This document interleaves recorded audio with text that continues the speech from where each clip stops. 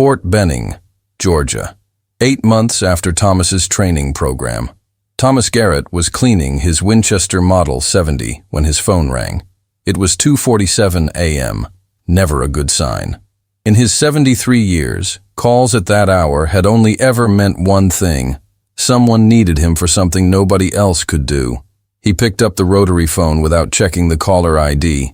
He already knew. Garrett. Master Sergeant, it's General Morrison. I need you to get to the base. Now, and bring your rifle. Thomas heard something in Morrison's voice he'd never heard before. Fear. What happened? I can't discuss it over the phone. A car is already on its way to you. Thomas. Morrison paused.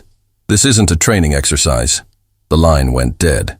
Thomas looked at the Winchester lying on the cleaning. Cloth, its worn stock gleaming in the lamplight. He'd thought those days were behind him. He'd made his peace with the 37 lives he'd taken, with the weight of decisions that couldn't be undone. Apparently, peace would have to wait. 15 minutes later, a black SUV pulled into his driveway. The driver was a young captain. Thomas didn't recognize, but the man's face told him everything. Whatever this was, it was bad. They drove in silence through the darkness, the Winchester case secured in the back seat like a sleeping passenger that might wake at any moment. The operations center was chaos controlled by protocol.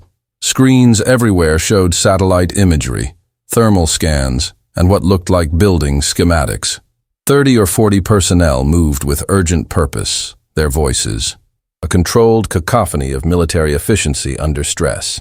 General Morrison stood at the center of it all, looking like he'd aged 5 years since Thomas had last seen him. Beside him stood Sergeant Chen, now Staff Sergeant Chen, who looked both relieved and terrified to see Thomas. Master Sergeant Garrett, Morrison said, gesturing to a private conference room. Chen, you're with us. They entered a soundproof room where a large screen displayed a satellite image of a compound in what Thomas immediately recognized as hostile territory. 16 hours ago, Morrison began without preamble. A convoy was ambushed outside Kandahar. 12 soldiers captured. The attackers moved them to this compound. He pointed to the screen. We've identified it as a fortified position approximately 40 kilometers from the nearest friendly forces. Thomas studied the image. The compound was well designed. High walls, limited access points, good sight lines. Whoever planned it knew what they were doing. What's the catch? Thomas asked. You've got Delta Force, SEAL teams, Rangers. Why am I here? Morrison pulled up another image. This one showed thermal signatures inside the compound. The A. Hostages are being held in this room here. Intel suggests they're wired with explosives.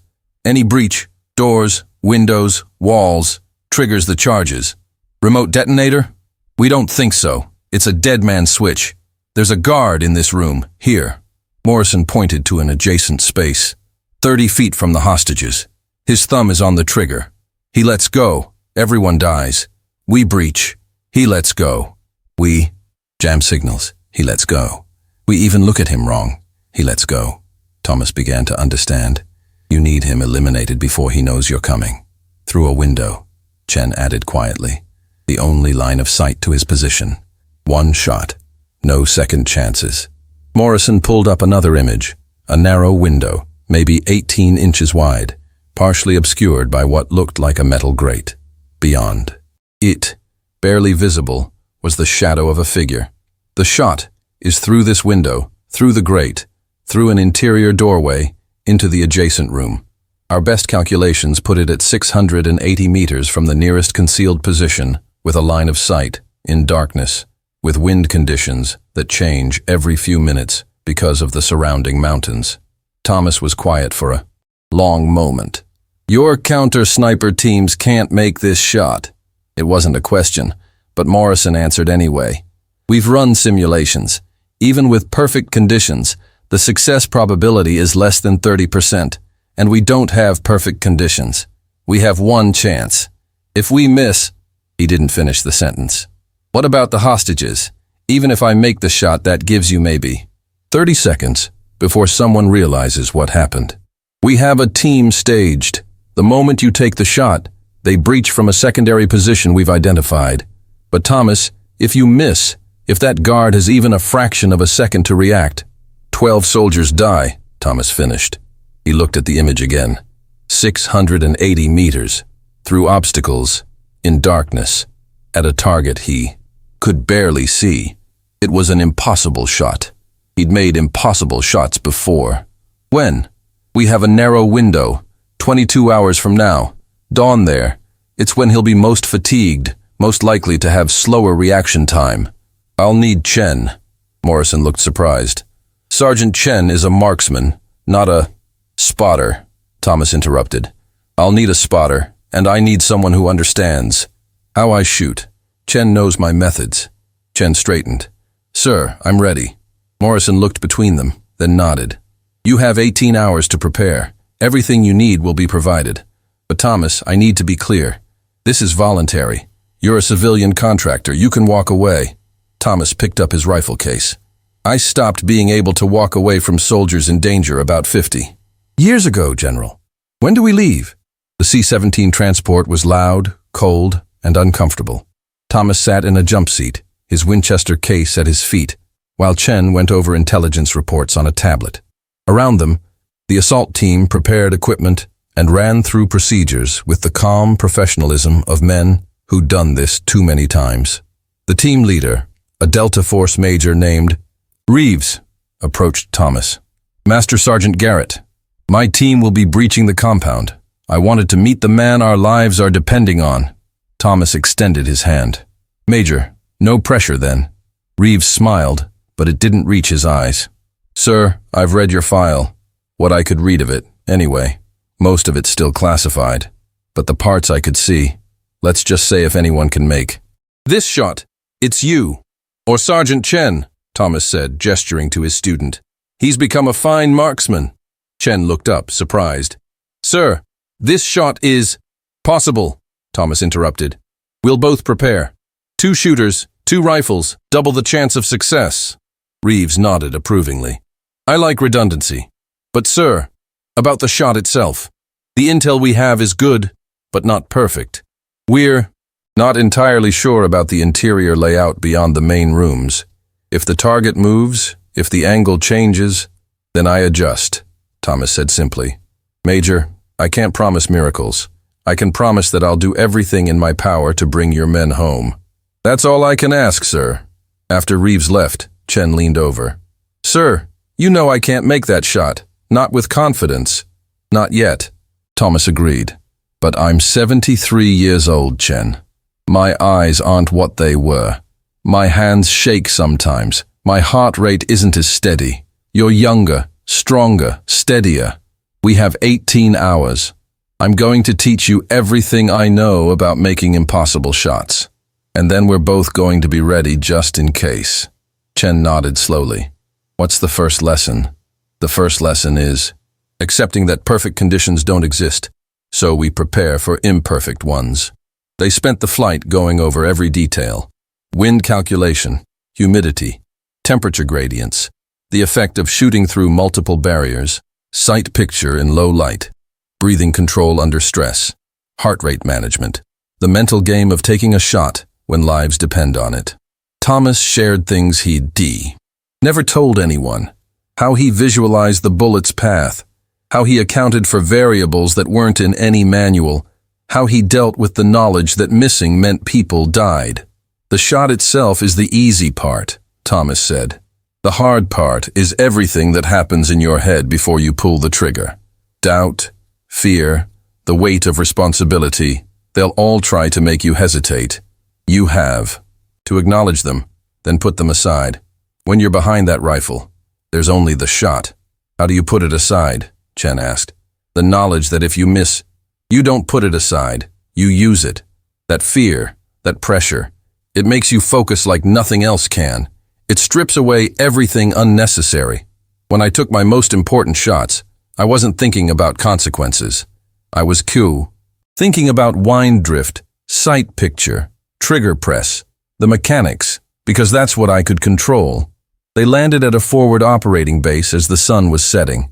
The base was austere, nothing but the essentials. A command tent had been set up with current satellite imagery and weather data. The meteorological officer, a young lieutenant, walked them through the conditions they'd face. Wind is the big variable, sirs. The compound sits in a valley with mountains on 3 sides, creates unpredictable currents. Right now, we're seeing gusts from 5 to 15 miles per hour, changing direction every few minutes. By dawn, it should stabilize somewhat, but we can't guarantee it. Thomas studied the topographical maps. What about thermals?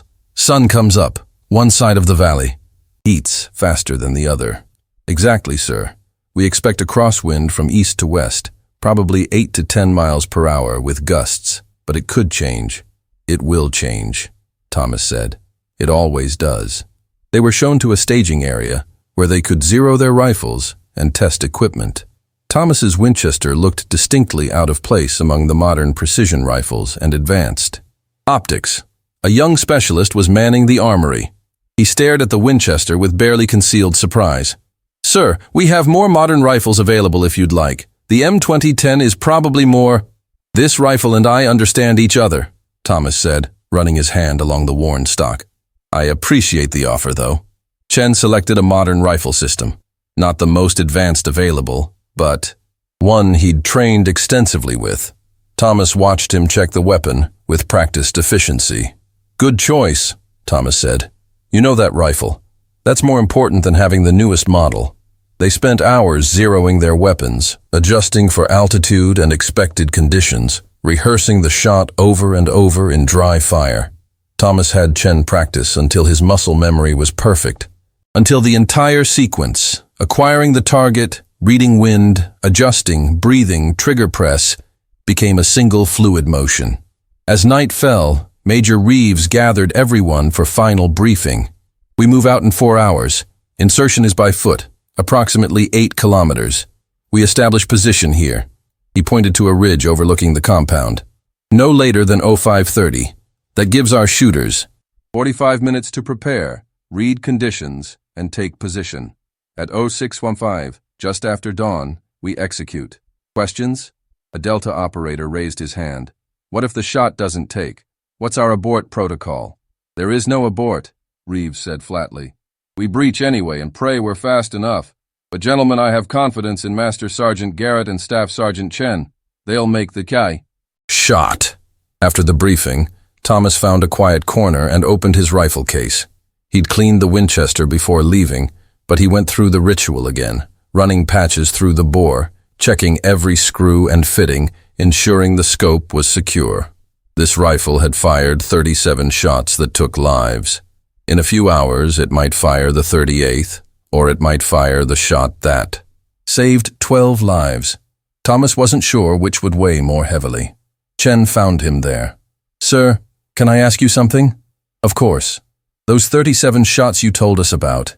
Do you remember them all? Every one.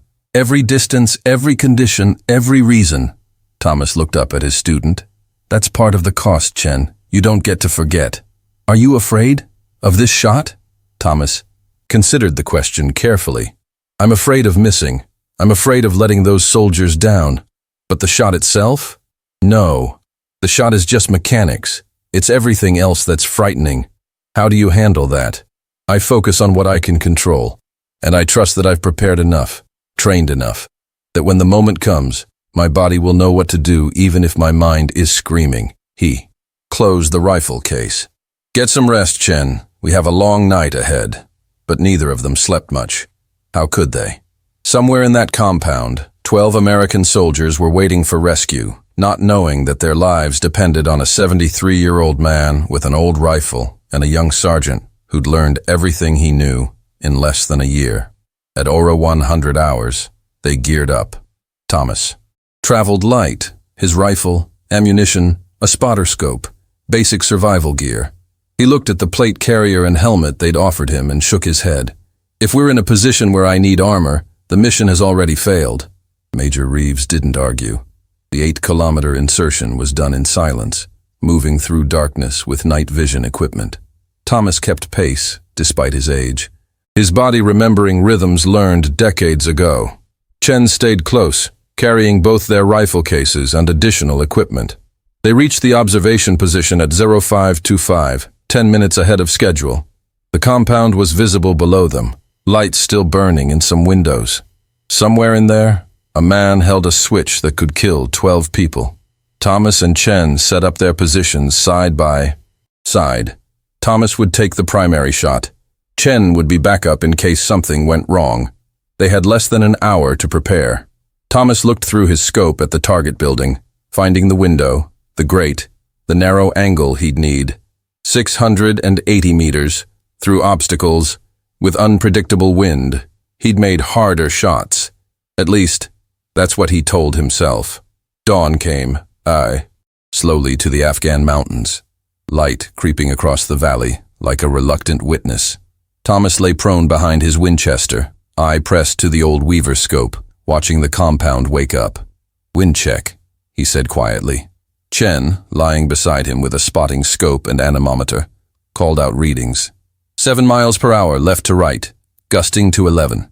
Thomas made a mental calculation, adjusted his point of aim slightly. At this distance, that wind could push his bullet 8 inches off course, maybe more with the gusts. Thermal rising from the near side of the compound, Chen added, creating updraft. More variables, always more variables. Major Reeves lay behind them, monitoring communications. Command confirms target is in position, 1 hostile in the room. With the dead man switch. 12 friendlies in adjacent room, approximately 30 feet away.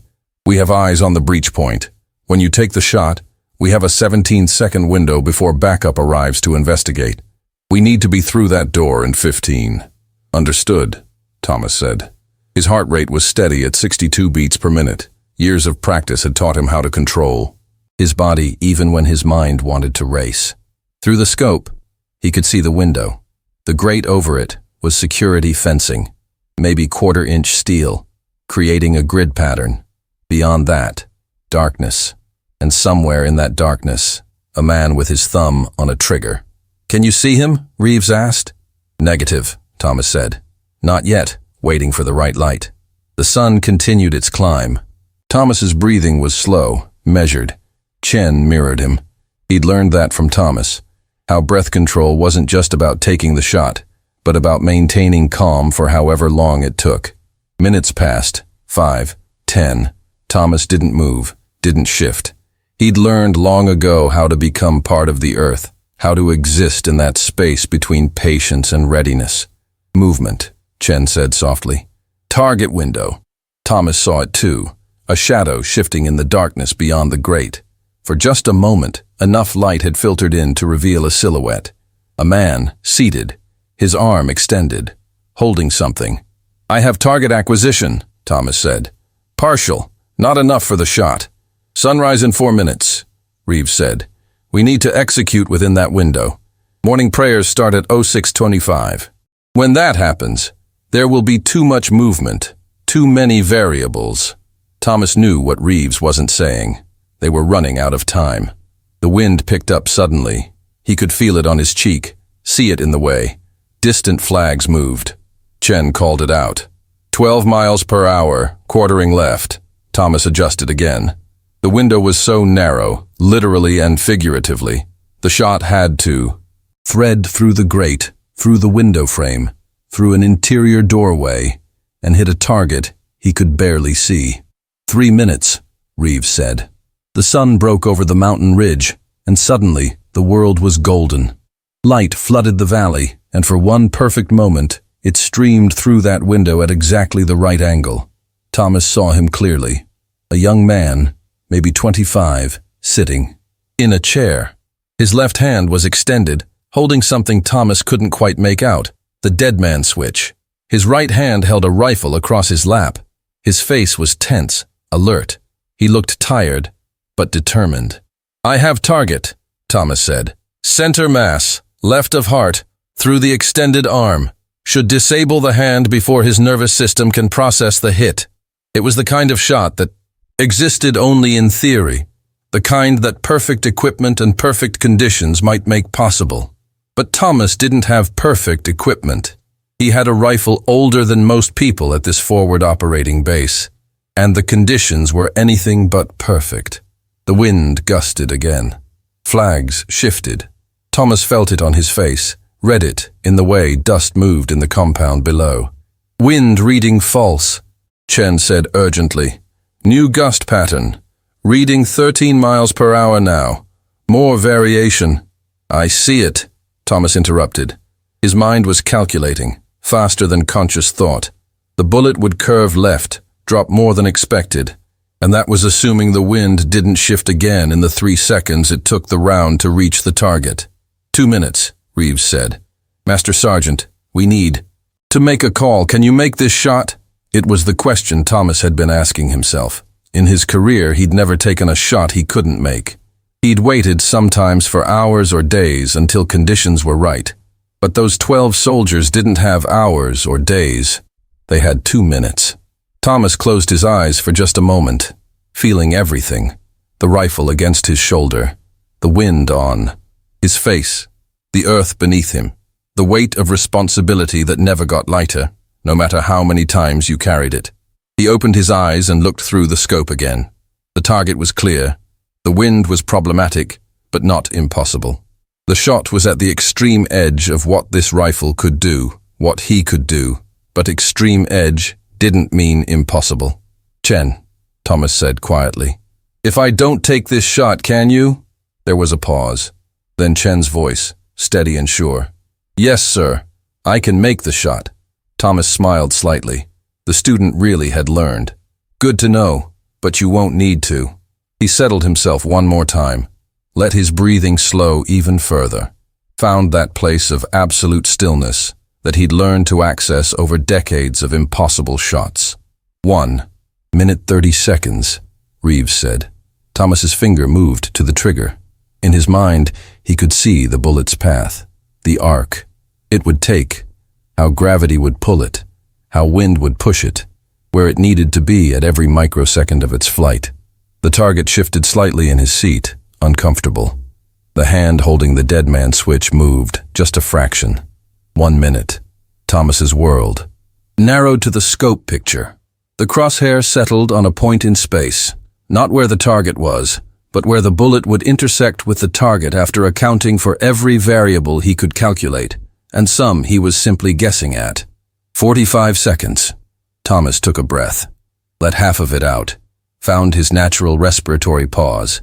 His heart beat once, twice, between the second and third. Beat was the moment, the space where everything aligned. His finger pressed the trigger. The Winchester spoke its ancient language, deeper, rounder than modern rifles. The stock kicked against his shoulder with familiar authority. Through the scope, Thomas watched the bullet's impact. Time fractured. Thomas saw the grate deform slightly as the bullet punched through, saw the spray of metal, fragments, saw the window behind it shatter, saw... Hit! Chen breathed. Target is down! Through his scope, Thomas could see the man's body jerking backward, could see the extended arm snap to the side. The dead man's switch tumbled free, still clutched in a hand that no longer had volition. Go, go, go! Reeves was shouting into his radio. Below them, the Delta team breached in perfect Tau. Synchronization. Explosive charges on doors. Operators flowing through like water. Precise and unstoppable. Thomas counted in his head. 6 seconds. 8. 10. Gunfire erupted in the compound. Then silence. 12 seconds. Package secured. Reeves's radio crackled. All 12 friendlies accounted for. Some injuries, but nothing critical. Compound secured. Reeves turned to Thomas, his face showing the first real emotion Thomas had seen. Master Sergeant, that was... Check fire for secondary targets, Thomas said calmly, still looking through his scope. There's movement in the north building, second floor window. Years of training kicked in. Reeves immediately shifted gears. All units, possible hostile second floor north. Negative, Thomas said. Civilian, child, not a threat. Below, the compound was transforming from a hostile position into a secured area. The hostages were being brought out, 12 soldiers, most walking under their own power, a few being carried by teammates. All alive. Thomas finally lifted his eye from the scope. His hands were steady. His breathing was normal.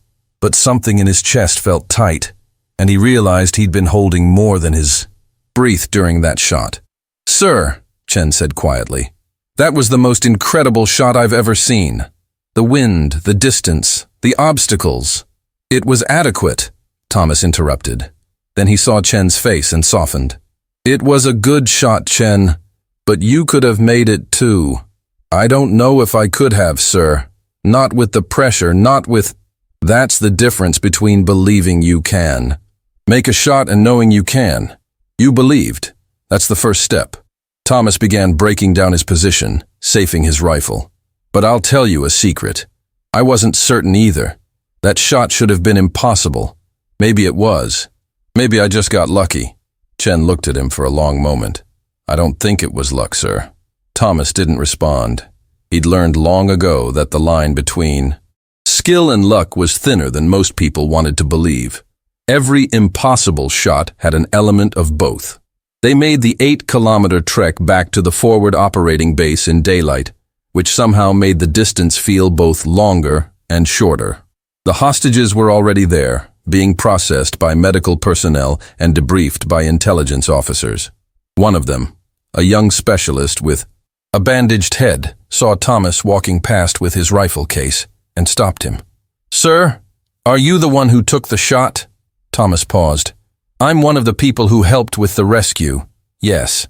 "The guard who had the switch, they're saying it was a single shot through multiple barriers at impossible range. They're saying you saved our lives." Thomas looked at the young soldier. Couldn't have been. More than 22. Someone's son. Someone who'd woken up that morning not knowing if he'd see another dawn. "I'm glad you're safe, specialist." "Sir, thank you. I don't know what else to say." "You don't need to say anything. You would have done the same for me." Thomas nodded and continued walking. But Chen had heard the exchange. "Sir, why didn't you tell him? About the shot? About what it took?" "Because he doesn't need to know. He needs to focus on getting home, on recovering, on being a soldier. He doesn't need the weight of knowing how close he came to dying. That's our weight to carry, not his." Back at the operations center, General Morrison was waiting. He looked like he'd aged another 5 years in the hours since Thomas had left, but there was something else in his expression now, relief so profound it was almost physical. "Thomas," Morrison said, and his voice cracked slightly. "The shot, I've seen the video feed, I don't know how you did it. Old rifle, General. Just needed the right person behind it." Morrison shook his head. "Stop being humble for 5 minutes. That shot was impossible. You know it, I know it. Every marksman who sees the analysis is going to know it." "Maybe," Thomas agreed. "Or maybe we just set the bar too low for what's possible. My student could have made that shot. I truly believe that." "Staff Sergeant Chen." Morrison looked surprised. "Thomas, he's good, but he's better than good. He's become what I spent 30 years trying to be. He just doesn't know it yet." Morrison studied Thomas for a moment. "You're really going to give him credit for this, aren't you?" "I'm going to give him confidence. There's a difference." Thomas set down his rifle case. "General, I'm 73 years old. This really does need to be my last mission. Not because I can't shoot anymore, but because there should be a last time. I don't want to be the old man who didn't know when to stop." Thomas, "But Chen and the others I've trained, they're ready. Better than ready. They just need to believe in themselves the way I believe in them." Morrison was quiet for a moment, then nodded. "All right. But Thomas, for the record, thank you. For coming back. For making an impossible shot. For bringing those soldiers home. You're welcome, General. Now, if you'll excuse me, I have a rifle to clean." The debriefing took 3 hours. Intelligence officers wanted to know everything about the shot. Angles, wind calculations, how Thomas had accounted for the barriers. Ballistics experts examined the Winchester with something approaching reverence, taking measurements and photographs like archaeologists studying an ancient artifact. "Sir," one of them said, a young captain, "with all respect, this rifle shouldn't have been able to make that shot. The scope alone has limitations that the scope can see 680 meters just fine," Thomas said mildly. "The question isn't whether the equipment can do it. The question is whether the shooter can." The captain looked like he wanted to argue, but something in Thomas's weathered face made him stop. Instead, he just nodded and went back to his measurements. Chen sat through most of the debriefing, answering questions about his role as spotter, providing his observations. But Thomas noticed his student was quieter than usual, more contemplative. After they were finally released, Chen followed Thomas to the armory where they'd stored their equipment. "Sir, can we talk?" Of course. Thomas began the familiar ritual of cleaning his rifle, even though it had only fired one shot. Chen watched for a moment, then spoke. "During the shot, when you asked if I could make it, you were serious, weren't you? You were actually considering letting me take it." "I was. But sir, the stakes, if I'd missed, then 12 soldiers would have died, and you would have carried that weight for the rest of your life." "I know. I considered it carefully." Thomas looked up from his cleaning. "But Chen, I've been doing this for 50 years. I've made impossible shots, and I've had the benefit of decades to build confidence. You've had months. If I'd taken that shot and missed, you would have spent the rest of your life wondering if you could have made it. That doubt would have destroyed you as a marksman. And if I'd taken it and missed, then you would have learned that even when you do everything right, sometimes shots don't land, that failure is part of mastery, that the weight of responsibility is heavy, but it doesn't have to crush you." Thomas returned to his cleaning. "But I also believed you could make the shot, so it wasn't as much of a risk as you think." Chen was quiet for a long moment. "Sir, I want to ask you something, and I need you to be honest. That shot you made, was it skill or was it luck?" Thomas set down his cleaning rod and looked at his student directly. "Yes, sir. It was both. It's always both. The skill gets you close. The luck gets you the rest of the way. Anyone who tells you differently is lying or delusional." He picked up the Winchester, sighting down the barrel. "I've taken 38 shots in my career that really mattered. 38 times I lined up a rifle and knew that the consequences of missing were severe. And 38 times the bullet went where I needed it to go. Was that skill? Absolutely. Was there luck involved? Also, absolutely. That's not very reassuring, sir. It's not meant to be. It's meant to be honest." Thomas began reassembling his rifle. "Chen, you're going to take shots in your career where everything is on the line. And some of them you'll make because you're skilled and you've trained and you did everything right. And some of them you'll make because the wind happened to gust at just the right moment, or the target shifted at just the right time, or 1,000 other variables aligned in your favor. You can't control luck. You can only control skill. So, you master the skill, and you trust that when it matters, the luck will be there too. And when it's not, then you miss, and you learn, and you carry that weight, and you become better because of it." Thomas closed the rifle case. "But Chen, here's what I believe. Luck favors the prepared. The more skilled you are, the luckier you get. So maybe it's not really luck at all. Maybe it's just skill that we don't fully understand yet." Chen nodded slowly, processing this. "Sir, there's something else. When you were lining up that shot, I was watching you through the spotting scope, and for just a moment, I saw something in your expression. You weren't afraid. You weren't even focused. You looked at peace. How do you get to that place?" Thomas was quiet for a long moment, remembering that instant before he pulled the trigger. Chen was right. There had been a moment of perfect stillness where all the doubt and fear and pressure had fallen away, leaving only clarity. "I accepted that I'd done everything I could do," Thomas finally said. "I'd prepared. I'd calculated. I'd adjusted for every variable I could think of. At that point, the outcome was out of my hands. The bullet would die, either hit or miss. My part was done. All I could do was pull the trigger and trust in 50 years of training. That's where the peace comes from, not from knowing you'll succeed, but from knowing you've done everything possible to succeed. After that, it's just letting go." "I don't know if I can do that, sir. Let go of the outcome." "You will. It takes time. Every important shot teaches you a little more about how to carry the weight without letting it crush you." Thomas stood, picking up his rifle case.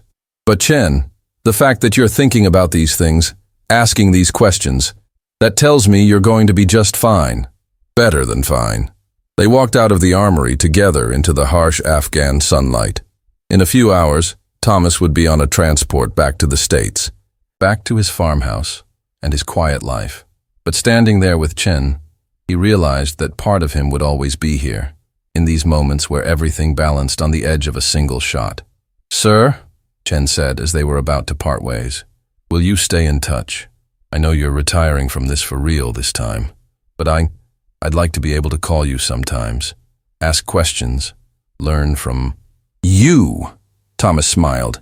"Chen, you don't need me anymore. You've learned everything I can teach." "With respect, sir, I don't think that's true. I think I've learned the mechanics, but the wisdom, how to carry this, how to live with it, I'm still learning that." "All right," Thomas agreed. "Call when you need to. But Chen, remember, you're not alone in this. Share the weight with the other marksmen you've trained with. They understand better than I ever could." Chen nodded. They shook hands, and Thomas could feel in that grip the transformation of his student, from uncertain soldier to confident marksman, from someone who needed instruction to someone who was ready to instruct others. As Thomas walked away, Chen called out one more time, "Sir, that shot you made today, number 38. What are you going to tell people when they ask about it?" Thomas turned back.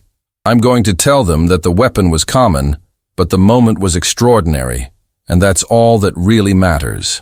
Part 6. Coming home, the first shot had been in Vietnam, 1968. He'd been 22 years old, younger than Chen was now, a Viet Cong officer coordinating ambushes against American patrols. Thomas had taken the shot at 400 meters through jungle foliage. Clean hit. The ambushes stopped. He'd thought it would feel heroic.